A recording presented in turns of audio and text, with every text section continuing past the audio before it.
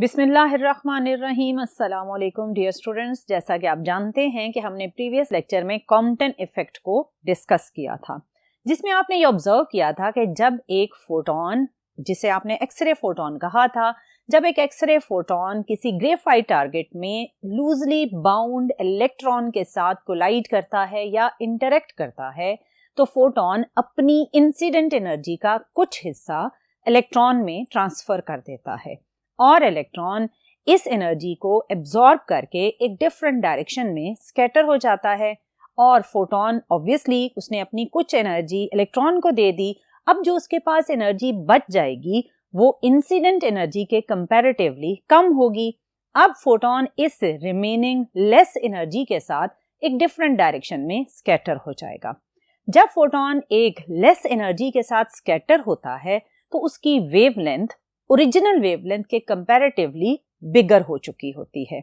अब अगर हम उस इंसिडेंट वेवलेंथ ऑफ फोटोन और स्कैटर्ड फोटोन की जो वेवलेंथ है, इनका डिफरेंस फाइंड करें तो इस डिफरेंस से हमें पता चलता है change in wavelength of photon, और इस change in wavelength of photon को बोला जाता है कॉम्पटन शिफ्ट।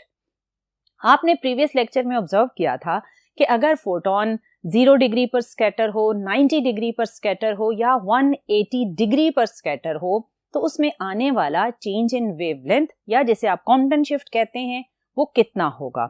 और इस कैलकुलेशन में हमने जो फार्मूला यूज किया था delta lambda equals to h/m0c 1 minus cos theta, इस फार्मूला की डेरिवेशन को हमने प्रीवियस लेक्चर में डिस्कस नहीं किया था। लेकिन कुछ बच्चे बहुत क्यूरियस होते हैं, वो ये जानना चाहते हैं कि इस फार्मूला की डेरिवेशन किन स्टेप्स पर बेस्ड है। बेसिकली इसकी जो डेरिवेशन है वो बहुत लेंथी है, इसलिए इसको इतनी डिटेल में करवाया नहीं जाता।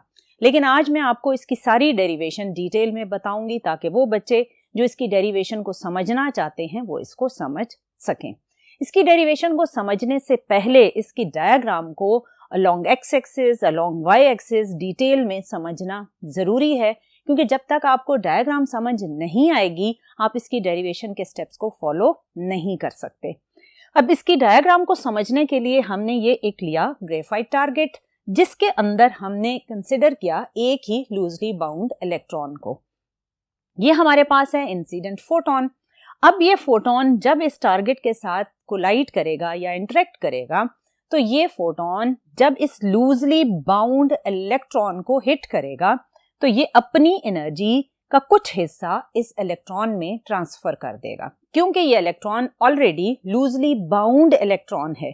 सो जैसे ही इसको फोटोन की एनर्जी मिलेगी तो ये इस एटम में से फ्री हो जाएगा और एक डायरेक्शन में स्कैटर हो जाएगा because of the incident photon energy. लेकिन इस फोटोन की सारी एनर्जी इस इलेक्ट्रॉन में ट्रांसफर नहीं होती, कुछ एनर्जी इस फोटोन के पास बच जाती है। ये अपनी उस बची हुई एनर्जी के साथ एक डिफरेंट डायरेक्शन में स्कैटर हो गया। अब क्या हुआ कि आपके पास इलेक्ट्रॉन का जो स्कैटरिंग डायरेक्शन है या रिकॉइल डायरेक्शन है, अगर वो ये हम इमेजिन करें और ये कहें कि ये इसका ओरिजिनल डायरेक्शन था which is along x axis, क्योंकि फोटोन भी देखें ओरिजिनली एक्स एक्सिस के अलोंग ही आ रहा है और इलेक्ट्रॉन इस वक्त ग्रेफाइट में बाउंड है। सो ये जो इसकी ओरिजिनल पोजीशन है इलेक्ट्रॉन की, ये उसके साथ फाई एंगल बनाता हुआ एक डिफरेंट डायरेक्शन में रिकॉइल हो गया या स्कैटर हो गया। जबकि फोटोन जो कि पहले अलोंग एक्स एक्सिस आ रहा था, जब उसने अपनी एनर्जी का कुछ हिस्सा इलेक्ट्रॉन को दिया तो वो भी एक डायरेक्शन में स्कैटर हो गया और उसका जो हमने स्कैटरिंग एंगल लिया है वो थीटा लिया है। अब इसमें आपके पास अगर आपने डेरिवेशन करनी है तो आपको दो लॉज यूज करने पड़ेंगे, एक law of conservation of energy और दूसरा law of conservation of momentum.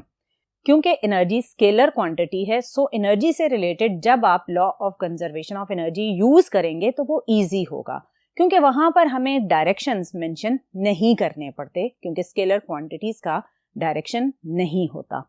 सो पहले हम ये देखते हैं कि इस सिचुएशन में अगर इलेक्ट्रॉन इधर और फोटोन इस डायरेक्शन में स्कैटर हो रहा है और हमने law of conservation of energy implement करना है, तो बिफोर कोलिजन एनर्जी टोटल क्या है और आफ्टर कोलिजन इलेक्ट्रॉन और फोटोन की टोटल एनर्जी क्या है उसे डिस्कस करते हैं। अब यहाँ पर इलेक्ट्रॉन इनिशियली अपने टारगेट में बाउंड है एटम के साथ, सो इलेक्ट्रॉन की हम लेंगे रेस्ट मास एनर्जी, और उस रेस्ट मास एनर्जी की इक्वेशन आपने पढ़ी हुई है, दैट इज m0c²। सो इस इलेक्ट्रॉन की ये हो गई इनिशियल एनर्जी। अब फोटोन जो आ रहा है और इस टारगेट के साथ कोलाइड करेगा, उसकी जो इनिशियल एनर्जी है, जिस P स्टैंड्स फॉर फोटोन, तो EP means energy of photon, वो क्या होगी, HF। हमेशा फोटोन की एनर्जी के लिए आप प्लैंक्स एनर्जी इक्वेशन ही यूज करते हैं। सो ये आपके पास इंसिडेंट फोटोन की एनर्जी हो गई और ये आपके पास इलेक्ट्रॉन की ओरिजिनल एनर्जी होगी। जब कोलिजन हुआ तो फोटोन इस तरफ मूव हो गया। आप अगर नोट करें तो यहाँ पर जो फोटोन है उसकी वेवलेंथ, और इस जगह पर जब वो स्कैटर हो गया है तो वेवलेंथ इस जगह पर बिगर है और इस जगह पर शॉर्टर है, क्योंकि फोटोन की एनर्जी जब कम होती है तो वेवलेंथ इंक्रीज हो जाती है। यहाँ पर फोटोन की जो वेवलेंथ है वो अपनी ओरिजिनल वेवलेंथ के कंपैरेटिवली डिफरेंट है। सो इसका मतलब इस फोटोन की फ्रीक्वेंसी इस फोटोन के कंपैरेटिवली डिफरेंट होगी। सो जब हम एनर्जी ऑफ स्कैटर्ड फोटोन लिखेंगे तो फोटोन की जो स्कैटर्ड फोटोन है उसकी एनर्जी के लिए आप यूज करें EP डैश या EP प्राइम भी इसे बोलते हैं, तो ये किसके इक्वल होगा, HF प्राइम। और अगर आप स्कैटर्ड इलेक्ट्रॉन की एनर्जी लिखेंगे तो वो होगा mc², क्योंकि यहाँ हमने यूज किया था रेस्ट मास और अब इलेक्ट्रॉन मूव कर रहा है, सो आप रेस्ट मास यूज नहीं करेंगे, तो इक्वेशन बनेगी mc²। ये तो था आपके पास किस तरह अलग अलग, पहले आप देखेंगे कि एनर्जी की वैल्यूज क्या हैं इलेक्ट्रॉन की और फोटोन की। एनर्जी को ऑब्जर्व करना आसान है जब आप मोमेंटम को ऑब्जर्व करेंगे, और मोमेंटम एक वेक्टर क्वांटिटी है, सो इसको ऑब्जर्व करने के लिए आपको थोड़ा केयरफुली ऑब्जर्व करना पड़ेगा। इनिशियल मोमेंटम में कोई टेंशन नहीं है, इलेक्ट्रॉन आपका रेस्ट पर है, सो इसका इनिशियल मोमेंटम क्या होगा, 0, क्योंकि इसकी वेलोसिटी 0 है। फोटोन क्योंकि मूविंग पार्टिकल है, इसके मोमेंटम की इक्वेशन आपने पढ़ी है, P = HF/c। ये इक्वेशन कहाँ से आई थी, अगर आपको याद हो तो हमने एक लेक्चर में ये डिस्कस किया था कि एनर्जी की ये दो इक्वेशंस हैं। एनर्जी आप mc², ये आइंस्टाइन मैस एनर्जी इक्वेशन है, और ये प्लैंक्स एनर्जी इक्वेशन है। अगर आप mc² और HF को कंपेयर करें तो इसमें से जो mc² का फैक्टर है, इसमें c के अगर आप 2 हिस्से कर दें तो ये क्या है, ये है मास इनटू वेलोसिटी, सो ये बन जाएगा pc। सो इसका मतलब mc² को आप pc which is momentum into speed of light ये भी लिख सकते हैं। सो जब आपने mc² को pc लिखा और c को आपने राइट हैंड साइड पर डिनोमिनेटर में शिफ्ट किया तो मोमेंटम की इक्वेशन बनी HF/c। ये आपने प्रीवियस लेक्चर में बड़ी डिटेल में समझा हुआ है, लेकिन जस्ट यहाँ आपको मैंने रीकैप दिया है कि आपके दिमाग में रिफ्रेश हो जाए कि मोमेंटम की ये इक्वेशन है P = HF/c, और ये इक्वेशन यूज होती है फोटॉन्स के मोमेंटम के लिए। सो P किसके इक्वल है, HF/c, ये इस फोटोन का इनिशियल मोमेंटम हो गया। अब इनिशियली तो ये दोनों particle along x axis place हुए थे, हमें कोई टेंशन नहीं थी, यहाँ पर फोटोन का momentum just along x axis था, सो वेक्टर का एक ही डायरेक्शन था, सो यहाँ पर हमें प्लेन के कोऑर्डिनेट्स की कोई टेंशन नहीं थी। लेकिन जब फोटोन स्कैटर हो गया तो अब ना तो ये एक्स एक्सिस के अलोंग मूव कर रहा है और ना ही वाई एक्सिस के अलोंग, और मोमेंटम की कैलकुलेशन एक वेक्टर क्वांटिटी की कैलकुलेशन है। सो इसका मतलब कि जब आपने इस स्कैटर्ड फोटोन के मोमेंटम को कैलकुलेट करना है तो आपको मोमेंटम को कंपोनेंट्स में रिजॉल्व करना पड़ेगा। सो जब आप इस फोटोन के मोमेंटम के लिए कंपोनेंट्स ड्रॉ करेंगे तो उसका क्या तरीका होता है, ये है एक्स एक्सिस, आप यहां से क्या ड्रॉ कर देंगे जी, परपेंडिकुलर। जब आपने परपेंडिकुलर ड्रॉ किया तो ये वाला जो कंपोनेंट है जिसे मैंने इस एरो से इंडिकेट किया है, ये इसके मोमेंटम का एक्स कंपोनेंट होगा जिसे अलोंग एक्स एक्सिस ही ड्रॉ किया गया है। सो अगर मोमेंटम ऑफ फोटोन का एक्स कंपोनेंट आपने कैलकुलेट करना है तो वो होता है P प्राइम cos थीटा, क्योंकि आपने फर्स्ट ईयर में सेकेंड चैप्टर में पढ़ा था कि एक्स कंपोनेंट की जो इक्वेशन है, अगर वेक्टर A है उसकी एक्स कंपोनेंट की इक्वेशन है A cos थीटा और y कंपोनेंट की इक्वेशन थी A sin थीटा। सो यहाँ p वेक्टर की जब आपने x कंपोनेंट की इक्वेशन लिखनी है तो वो है p prime cos theta. Prime हमने इसलिए डाला कि हमने इनिशियल मोमेंटम के लिए p यूज किया था, तो डिफरेंशिएट करने के लिए फाइनल मोमेंटम को हम लिखेंगे p प्राइम कॉस थीटा।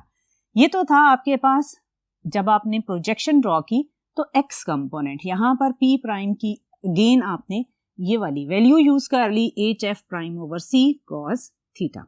ये जो वर्टिकल कंपोनेंट है ये है आपके पास y कंपोनेंट ऑफ मोमेंटम, जो किसके इक्वल होगा p prime sine theta. p prime की अगेन आप यही वैल्यू यूज करेंगे hf prime over c sine theta, और ये है वर्टिकली अपवर्ड। अब अगर आप इस इलेक्ट्रॉन के भी मोमेंटम के कंपोनेंट्स ड्रॉ करें तो आप अगेन इसकी भी क्या ड्रॉ करेंगे, प्रोजेक्शन अलोंग एक्स एक्सिस। सो जब आपने एक्स एक्सिस पर प्रोजेक्शन ड्रॉ की तो अगेन इस इलेक्ट्रॉन के फाइनल मोमेंटम का x कंपोनेंट भी अलोंग x एक्सिस होगा, और ये इलेक्ट्रॉन के मोमेंटम का फाइनल कंपोनेंट है कौन सा, x कंपोनेंट। तो ये बनेगा pe प्राइम कॉस फाई, क्योंकि इसका एंगल क्या है, फाई है, and that momentum p for electron, इसकी वैल्यू होती है मास इनटू वेलोसिटी, और साथ आ जाएगा कॉस फाई। ये वाली जो वर्टिकल साइड है ये आपके पास इलेक्ट्रॉन के मोमेंटम का y कंपोनेंट होगा आफ्टर कोलिजन, तो इसकी वैल्यू क्या हो जाएगी, pe prime sine of phi. pe prime की वैल्यू होती है mass into velocity and sine phi. So आपने ये सारी जो डायग्राम में along x axis along y axis momentum के कंपोनेंट्स की वैल्यूज हैं, ये आपने बहुत ही केयरफुली पहले लिख लेनी है, क्योंकि जब आपने law of conservation of momentum use करना है तो फिर आपको पहले आफ्टर कोलिजन जो मोमेंटम की डेरिवेशन करनी पड़ेगी वो अलोंग एक्स एक्सिस हम अलग डेरिवेशन करेंगे और अलोंग वाई एक्सिस हम अलग डेरिवेशन करेंगे, क्योंकि दोनों डायरेक्शन में मोमेंटम के कंपोनेंट्स एग्जिस्ट कर रहे हैं। सो हमें दोनों डायरेक्शंस में मोमेंटम को सॉल्व करके फाइनल मोमेंटम की इक्वेशन बनानी पड़ेगी। सो इसमें आप जब law of conservation of energy और law of conservation of momentum की इक्वेशंस बना लेंगे तो जो हम फाइनल कॉम्पटन शिफ्ट का फार्मूला है उसको डिराइव करेंगे।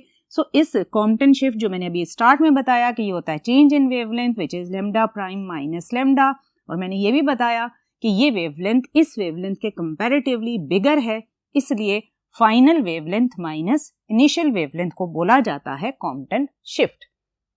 सो ये वो डायग्राम है जिसको डिटेल में ड्रॉ करने के बाद आपने इम्प्लीमेंट करना है law of conservation of energy and law of conservation of momentum, और उन दोनों की फिर फर्दर डेरिवेशन से हम इस Compton shift which is delta lambda इसकी इक्वेशन को डिराइव करेंगे।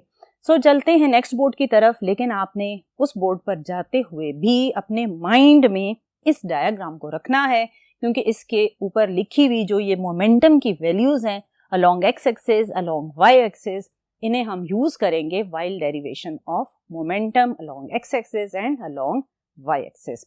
सो अब डेरिवेशन के लिए मूव करते हैं नेक्स्ट बोर्ड की तरफ। सो डियर स्टूडेंट, पहले हम यूज करते हैं law of conservation of energy, क्योंकि वो सिंपल है और उसकी डेरिवेशन भी आसान है। स्टेप 1 में हमने किया जी law of conservation of energy, और ऑब्वियसली ये होता है energy before collision must be equal to energy after collision. Energy before collision में मैंने अभी डायग्राम पे भी आपको डिटेल में समझाया कि आपके पास होगा energy of photon plus energy of electron, और कोलिजन के बाद हमने यूज किया एनर्जी ऑफ फोटोन के लिए प्राइम का फैक्टर और एनर्जी ऑफ इलेक्ट्रॉन के लिए भी प्राइम का फैक्टर यूज किया। फोटोन की एनर्जी के लिए हमेशा इक्वेशन यूज होती है HF, इलेक्ट्रॉन इनिशियली रेस्ट पर था, सो उसकी जो रेस्ट मास एनर्जी है वो है m0c²। फोटोन इस एनर्जी के साथ इंसिडेंट हुआ, सो ये आपके पास टोटल इनिशियल एनर्जी हो जाएगी। कोलिजन के बाद फोटोन की फ्रीक्वेंसी और वेवलेंथ दोनों चेंज हो गए, और उस न्यू फ्रीक्वेंसी को हमने कहा HF प्राइम, और इलेक्ट्रॉन जब कोलिजन हो गया तो वो रिकॉइल हो गया था एक डिफरेंट डायरेक्शन में, सो उसका रेस्ट मास m0 चेंज हो गया m में, और इसकी एनर्जी बन गई mc²। सो ये आपके पास total initial energy of electron and photon है और ये total final energy of photon and electron है। अब आपने क्या किया कि जो फोटोन की एनर्जीज की टर्म्स थी उन्हें आपने लेफ्ट हैंड साइड पर शिफ्ट कर लिया और इलेक्ट्रॉन की एनर्जी को आपने राइट हैंड साइड पर शिफ्ट किया। या आपके पास इन दोनों टर्म्स में से H कॉमन है, सो H कॉमन लेकर आपके पास जो रिमेनिंग फैक्टर बचा वो है F माइनस F प्राइम। इस साइड पर राइट हैंड साइड पर आपके पास इक्वेशन में आएगा mc² माइनस m0 c²। यह आपके पास law of conservation of energy के अकॉर्डिंग फर्स्ट इक्वेशन बनी, which is energy of photon and energy of electron. इसको आप कह दें इक्वेशन नंबर 1, क्योंकि फर्दर डेरिवेशन में हमने इसको यूज करना है। अब हम स्टेप 2 में करते हैं law of conservation of momentum. अभी मैंने आपको बताया कि जब मोमेंटम की कंजर्वेशन को आपने इंप्लीमेंट करना है तो अलोंग एक्स एक्सिस और अलोंग वाई एक्सिस आपको अलग अलग डेरिवेशन करनी पड़ेगी। पहले हम करते हैं along x axis, momentum before collision and momentum after collision. Initially जब मैंने डायग्राम पे आपको एक्सप्लेन किया तो मैंने आपको बताया कि ग्रेफाइट टारगेट के अंदर जब इलेक्ट्रॉन मौजूद है तो वो इनिशियली रेस्ट पर है। अगर इलेक्ट्रॉन रेस्ट पर है तो उसकी वेलोसिटी क्या होगी? 0। सो उसका इनिशियल मोमेंटम क्या होगा? 0 होगा। सो मोमेंटम ऑफ इलेक्ट्रॉन जो कि है बिफोर कोलिजन यानी इनिशियल मोमेंटम वो क्या हो जाएगा? 0। और फोटोन एक एनर्जी कैरी करता हुआ मूव करता हुआ आ रहा था, सो उसके पास क्या होगा? मोमेंटम। और फोटोन के मोमेंटम की इक्वेशन भी मैंने आपको समझाई कि इनिशियली उसके पास जो मोमेंटम है दैट इज hf/c। सो जब आपने इनिशियल मोमेंटम लिखा तो इलेक्ट्रॉन का मोमेंटम 0 है और फोटोन का एग्जिस्ट करेगा। जब कोलिजन हो गया, अभी हम डिस्कस कर रहे थे अलोंग एक्स एक्सिस। सो डायग्राम में मैंने आपको समझाया कि जब स्कैटरिंग हो गई तो आपने इलेक्ट्रॉन और फोटोन दोनों के जब कंपोनेंट्स ड्रॉ किए तो x कंपोनेंट ऑफ फोटोन क्या है? p प्राइम cos थीटा और x component of electron momentum है p प्राइम cos phi। यहाँ आपने केयरफुली थीटा और फाई का ध्यान रखना है। सम टाइम बच्चे लिखते हुए फोटोन के मोमेंटम में फाई पुट कर देते हैं और इलेक्ट्रॉन के मोमेंटम में थीटा, और बाद में फिर जब वो इक्वेशन डिराइव करते हैं तो वहाँ वो परेशान हो जाते हैं, क्योंकि ऑब्वियसली जब एंगल का सिंबल आपने चेंज कर दिया तो फाइनल इक्वेशन में भी फिर चेंज होकर आएगा। सो आपके पास जब आपने p प्राइम की वैल्यू पुट करनी है तो ये होगा hf/c cos थीटा और इलेक्ट्रॉन का मोमेंटम होगा mv cos phi। अब यहाँ पर मैंने एक ही स्टेप में 2 काम किए हैं, और वो ये कि ये जो c है डिनोमिनेटर में, इसे खत्म करने के लिए मैंने इस इक्वेशन को थ्रू आउट c से मल्टीप्लाई किया। जब यहाँ c से मल्टीप्लाई किया तो c और c कैंसिल हो गया, क्या बच गया? hf। यहाँ पर भी जब मैंने c से मल्टीप्लाई किया c से कैंसिल हो गया, बचा क्या? hf' cos theta. जब मैंने यहाँ c से मल्टीप्लाई किया तो ये बनेगा mvc cos phi। और साथ ही मैंने ये किया कि ये टर्म जो राइट हैंड साइड पर है इसे मैंने लेफ्ट हैंड साइड पर शिफ्ट कर दिया। सो इक्वेशन फाइनली c के कैंसिल होने और इसके लेफ्ट हैंड साइड पर शिफ्ट होने से जो बनेगी वो है hf minus hf' cos theta equals to mvc cos phi। ये आपके पास अलोंग एक्स एक्सिस मोमेंटम की इक्वेशन बनी, इसे आपने इक्वेशन नंबर 2 कहा। अब हम सॉल्व करेंगे कि अलोंग वाई एक्सिस जो मोमेंटम के कंपोनेंट हैं before collision and after collision वो क्या हैं। अगर आपको डायग्राम याद है तो आपने ऑब्जर्व किया इनिशियली जब फोटोन इलेक्ट्रॉन को कोलाइड कर रहा है तो वाई एक्सिस पर कोई भी पार्टिकल इनिशियली मूव नहीं कर रहा। इलेक्ट्रॉन अपने ग्रेफाइट टारगेट में बाउंड है, रेस्ट पर है, अलोंग वाई एक्सिस कोई भी मूवमेंट नहीं है, और फोटोन भी अलोंग एक्स एक्सिस ही मूव करता हुआ आ रहा है, और फोटोन का कोई भी component along Y axis initially नहीं है। सो इनिशियली जब आपने momentum before collision along Y axis लिखना है तो ये 0 आएगा, क्योंकि इनिशियली ना तो फोटोन ना ही इलेक्ट्रॉन कोई भी पार्टिकल वाई एक्सिस पर मूव ही नहीं कर रहा। So initial momentum along Y axis is 0। लेकिन जब कोलिजन हो गया तो फिर इलेक्ट्रॉन का भी वाई कंपोनेंट है मोमेंटम का और फोटोन का भी है, और y कंपोनेंट में हमेशा साइन की टर्म आती है। ये आपके पास है y component of photon p prime sine theta, ये है इलेक्ट्रॉन का p prime sine phi. Momentum की अगेन हम वही इक्वेशन यूज करेंगे hf prime over c sine theta, और इलेक्ट्रॉन का मोमेंटम होता है mv साइन फाई। अब यहाँ मैंने नेगेटिव साइन क्यों पुट किया, उसकी वजह यह है कि अगर फोटोन का मोमेंटम अपवर्ड था अलोंग दिस y एक्सिस था तो इलेक्ट्रॉन का मोमेंटम डाउनवर्ड था। दोनों के मोमेंटम क्या है, ऑपोजिट डायरेक्शन में है। ऑपोजिट डायरेक्शन में है तो आप एक के मोमेंटम को पॉजिटिव लिखेंगे और एक के मोमेंटम को नेगेटिव लिखेंगे। मैंने इलेक्ट्रॉन के मोमेंटम को जो कि अलोंग नेगेटिव y एक्सिस है उसे माइनस mv साइन फाई लिखा है। अब यहाँ पर आपने नेक्स्ट जो स्टेप किया वो सिंपल ये है कि hf prime over c sine theta के साथ जो नेगेटिव टर्म है इसको आपने रीअरेंज कर लिया तो फाइनली इक्वेशन बनेगी hf prime sine theta is equal to mvc sine phi, और साथ ही इस राइट हैंड साइड को मैंने c से मल्टीप्लाई भी किया। जब c से मल्टीप्लाई किया तो ये c, यहाँ जो c मल्टीप्लाई होगा उससे कैंसिल हो जाएगा और यहाँ आएगा माइनस mv साइन फाई। सो ये आपके पास मोमेंटम की अलोंग y एक्सिस इक्वेशन बनी। सो आपने जब x एक्सिस की इक्वेशन बनाई तो दैट इज इक्वेशन नंबर 2, और जब आपने y एक्सिस के अलोंग सॉल्व किया तो इक्वेशन बनी hf prime sine theta is equal to mvc sine phi.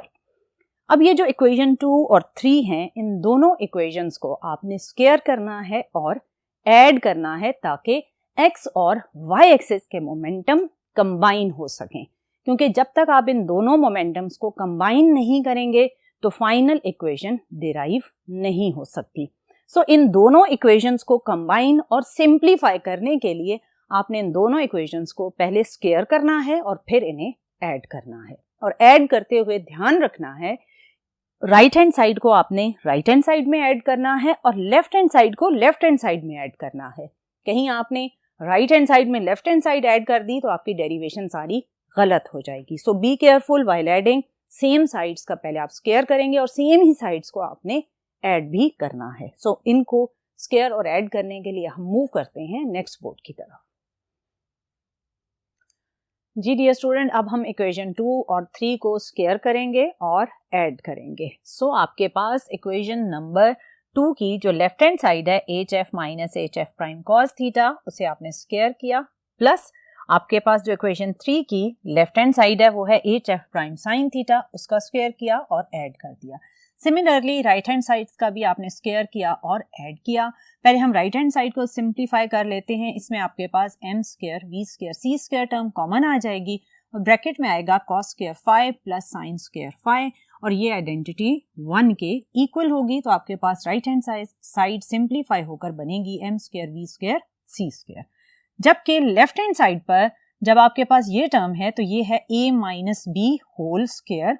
उसके अकॉर्डिंग आपने इसे ओपन किया तो ये है a square plus b square minus 2ab, और ये टर्म सिंपली आपने ओपन कर ली h square f prime square sine square theta.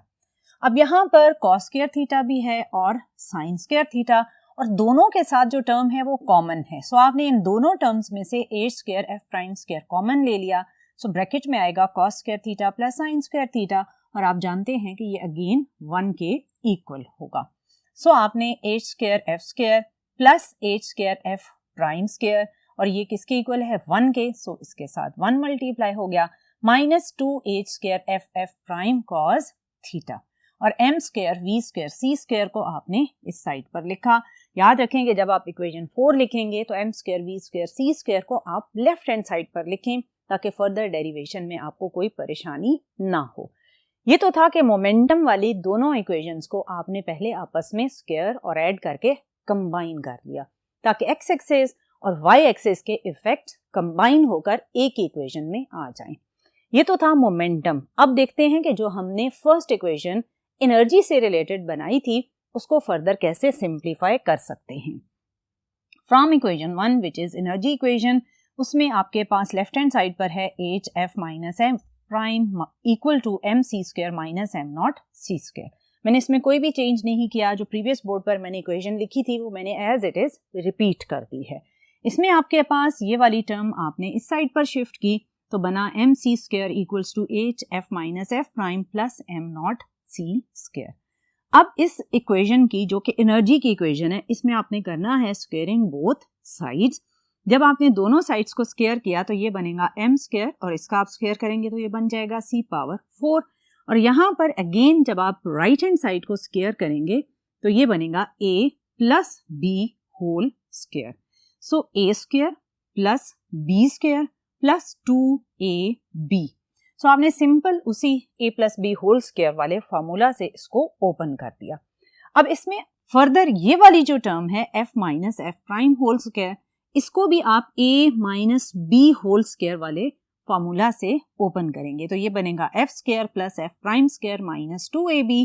बाकी जो टर्म्स हैं वो एज इट इज आपने लिख दी। अब इसमें a² को अब जो ब्रैकेट में ये 3 टर्म्स हैं उनके साथ मल्टीप्लाई करेंगे तो आपके पास ये फर्स्ट 3 टर्म्स आई और बाकी जो टर्म्स हैं m0² c⁴, ये आपने एज इट इज ये दोनों टर्म्स लिख दी। आपने क्या किया, जो एनर्जी की इक्वेशन थी उससे पहले आपने थोड़ा रीअरेंज किया, फिर दोनों साइड्स का स्क्वायर किया तो आपके पास इक्वेशन नंबर 5 एनर्जी की बनी। ये क्या है, ये है x और y एक्सिस के अलोंग मोमेंटम की कंबाइंड इक्वेशन है विच इज इक्वेशन नंबर 4। और ये आपके पास है इक्वेशन नंबर 5 जो एनर्जी के कंबाइंड इफेक्ट्स की इक्वेशन है।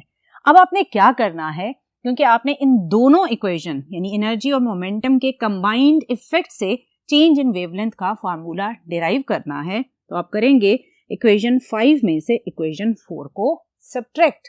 सो इक्वेशन 5 और ये है इक्वेशन नंबर 4, इनकी जो लेफ्ट हैंड साइड्स हैं वो आपस में सब्ट्रैक्ट करेंगे और जो राइट हैंड साइड्स हैं उन्हें आपस में सब्ट्रैक्ट करेंगे। सो आपके पास इक्वेशन 5 की जो लेफ्ट हैंड साइड है वो है m² c⁴। ध्यान रखिएगा इक्वेशन 5 माइनस इक्वेशन 4 करना है। सो इक्वेशन 5 की जो टर्म्स हैं वो आप पहले लिखेंगे, m² c⁴ माइनस आपके पास ये है left hand side of equation number 4 m² v² c²। सो आपने minus m² v² c² left hand side of equation 4 लिखी। इक्वेशन 4 और 5 की लेफ्ट हैंड साइड सिंपल है लेकिन राइट हैंड साइड में अच्छी खासी टर्म्स हैं, सो उन्हें लिखते हुए ध्यान से लिखना है। इक्वेशन 5 को पहले लिखना है राइट हैंड साइड में, तो ये आपने सारी टर्म्स कंप्लीटली रिपीट कर दी यहाँ तक आपके पास कौन सी इक्वेशन 5 की राइट हैंड साइड है।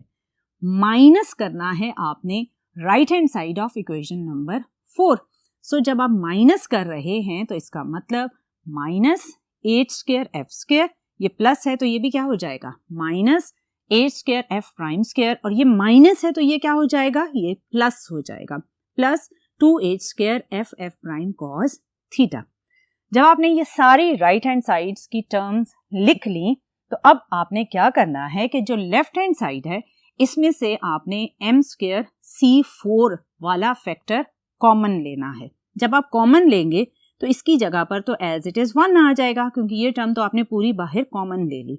ये जो टर्म्स हैं इनमें से m² कॉमन हो गया।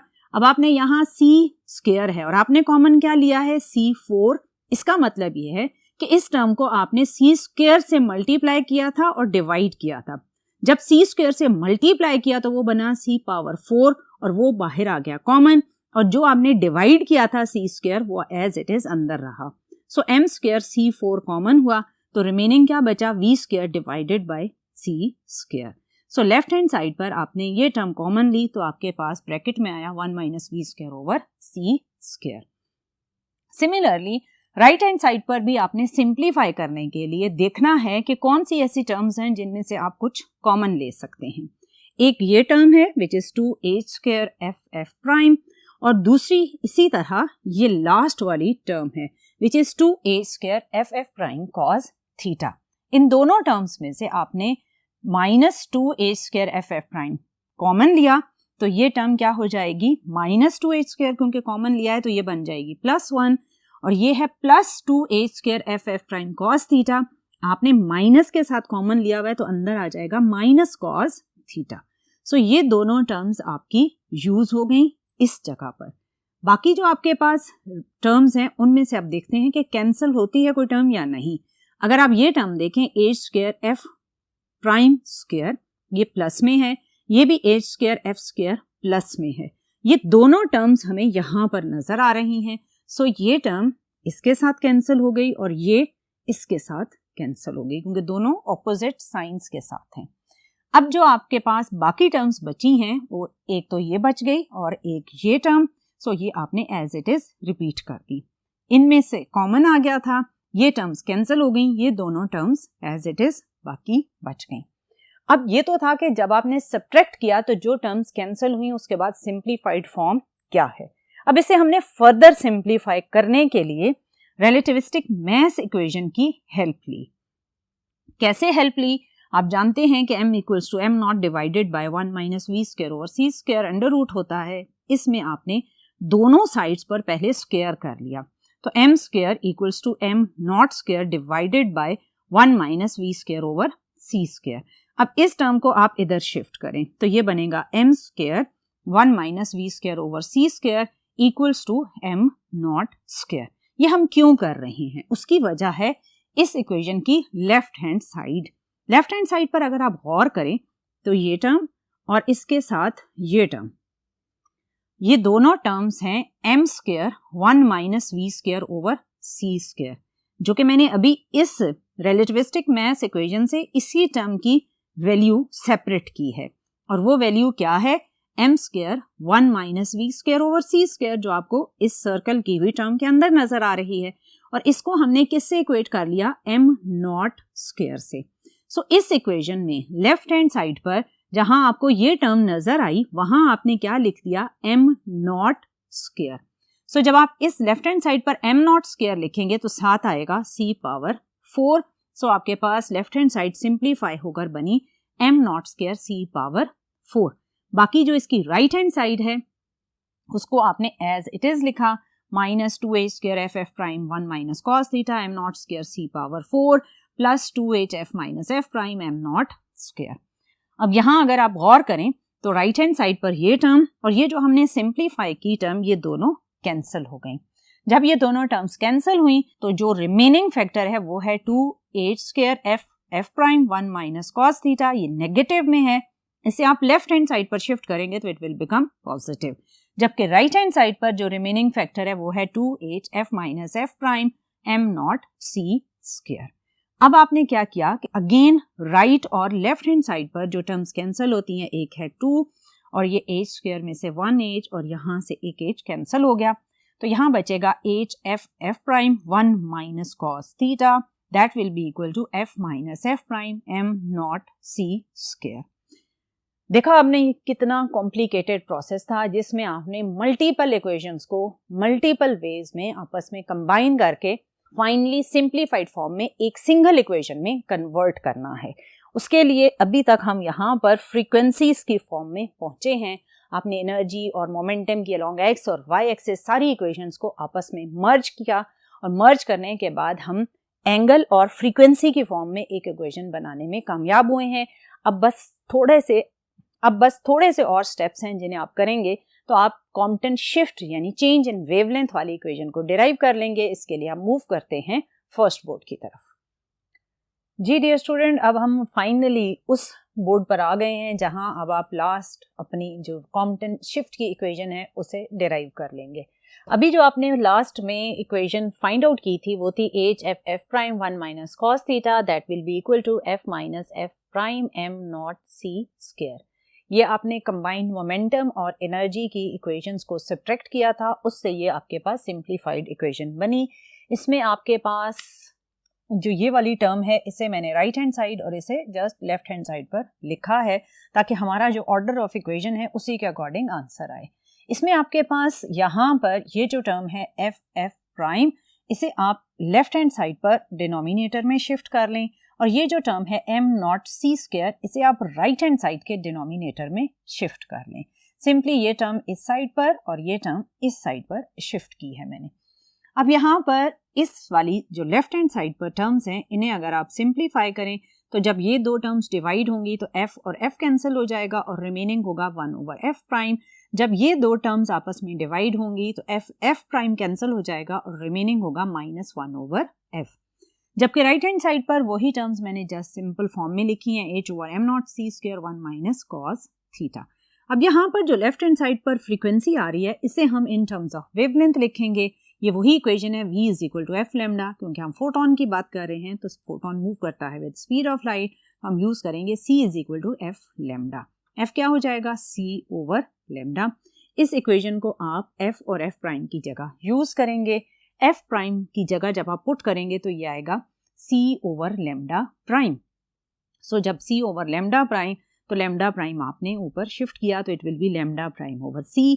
यहाँ पर जब आप c/λ पुट करेंगे तो it will be lambda over c, and right hand side पर होगा h/m0c² 1 - cos थीटा, रिपीट हो जाएगा। अब यहाँ पर जो c है लेफ्ट हैंड साइड पर, अगर आप इसे कॉमन लें तो आपके पास जो राइट हैंड साइड पर डिनोमिनेटर में c है, इसमें से 1c इधर वाले कॉमन आने वाले c के साथ कैंसिल हो जाएगा। सो यहाँ पर रिमेनिंग होगा lambda prime minus lambda, that will be equal to h/m0c 1 - cos theta. ये है आपके पास Compton shift, which means change in wavelength of photon, which is final wavelength minus initial wavelength, that is delta lambda, it is equal to h/m0c 1 - cos theta. So ये जो equation है ये है Compton shift की equation. हमने previous lecture में इसमें theta की डिफरेंट वैल्यूज के अकॉर्डिंग चेंज इन वेवलेंथ या कॉम्पटन शिफ्ट की वैल्यूज को डिराइव किया था। आपने देखा था कि अगर फोटोन 0 डिग्री, 90 डिग्री, 180 डिग्री पर स्कैटर होता है तो कॉम्पटन शिफ्ट की वैल्यू क्या होती है। ये था तो एक कॉम्प्लिकेटेड सा प्रोसेस जिसमें आपने डिफरेंट डेरिवेशंस की। क्योंकि आप फर्स्ट टाइम देख रहे हैं तो आपको ये कॉम्प्लिकेटेड लगेगा, लेकिन जब आप इसको 2-3 दफ़ा प्रैक्टिस कर लेंगे तो ये आपके लिए मुश्किल नहीं रहेगा, क्योंकि स्टेप्स सिंपल हैं, लेकिन फर्स्ट टाइम देखें तो वो मुश्किल लगते हैं। इंशाल्लाह आप प्रैक्टिस से इसको आसान बना लेंगे। सो मिलते हैं नेक्स्ट लेक्चर में मज़ीद डिफरेंट कॉन्सेप्ट्स के साथ। सो टिल नेक्स्ट लेक्चर, अल्लाह हाफिज़।